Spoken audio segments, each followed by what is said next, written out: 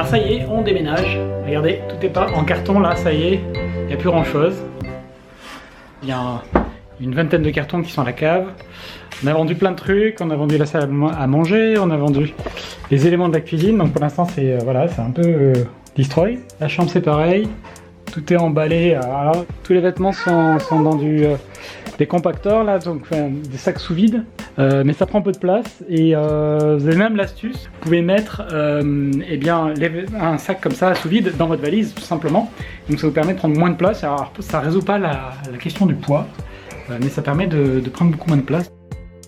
Alors aujourd'hui c'est mon dernier jour à Paris, on est en train de tout préparer. Il y a le taxi qui vient nous chercher à midi, on part à l'aéroport. Là on a rendu l'appartement il y a 2 jours. On reste chez des amis temporairement, du coup le temps de faire la transition. Et la première destination où on se rend, bah, c'est Séville. Donc Séville, aujourd'hui il fait 20 degrés. Et là actuellement ici à Paris, apparemment il fait 0,2 degrés à peu près. Donc voilà, on se les grille ici. Alors nous voilà arrivés à l'aéroport. On fait un bon voyage avec le taxi. Donc c'est un... En fait on est un peu chargé.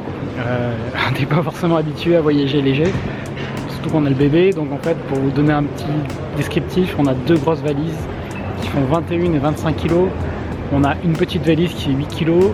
J'ai une petite valise ici dans laquelle il y a 2 ordinateurs et tout le matos électronique. On a une poussette, un lit pour le bébé, un siège auto et c'est tout, c'est déjà pas mal.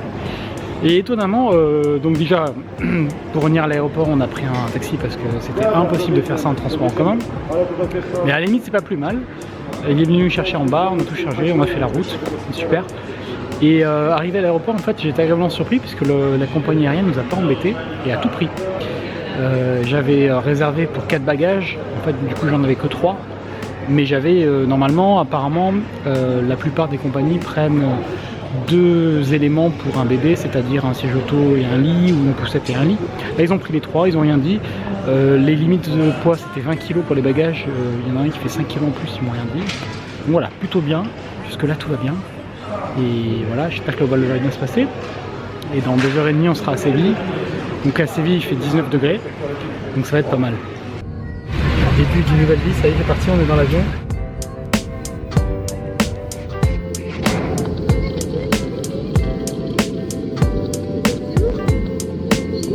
Alors ça y est, je suis arrivé à l'aéroport, le vol s'est bien passé, le bébé a été adorable, incroyable, il adore voyager je crois. J'ai pu avoir besoin de ça, parce que là ici il fait 19-20 degrés. Voilà, très content d'être arrivé et puis impatient de découvrir la ville. Donc on est dans le quartier qui s'appelle Triana à Séville. Donc c'est un quartier historique qui n'est pas, c'est pas le centre-ville, c'est juste à côté. Et c'est un quartier dans lequel apparemment il y a beaucoup d'artisans réputés qui fabriquent de la céramique. Bon ça y est, on a trouvé un peu de ravitaillement, il y a un petit magasin bio pas très loin. J'ai même pensé à prendre mes lunettes de soleil de second coup, donc on progresse. Et puis là l'idée c'est d'aller dans le centre, on va aller prendre un bus, mais pas très loin, il y a 2 km mais on va éviter de marcher. Ça tape.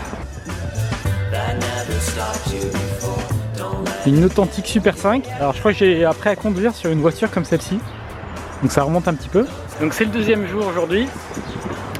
Il fait un temps magnifique encore. Ce matin c'était pas terrible. On a trouvé un service de livraison. Tout simplement on a commandé sur le site d'Auchan et on s'est fait livrer plein de trucs. Donc c'est plutôt cool. Parce que finalement on n'a plus à se soucier d'aller chercher de la nourriture au quotidien, donc c'est pas mal.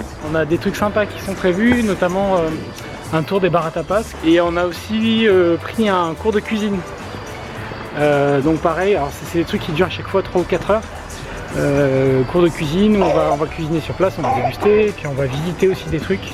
Donc ça a l'air pas mal, et donc ça ce sera la semaine prochaine. Et pour le moment, bah, on va réexplorer un petit peu les environs.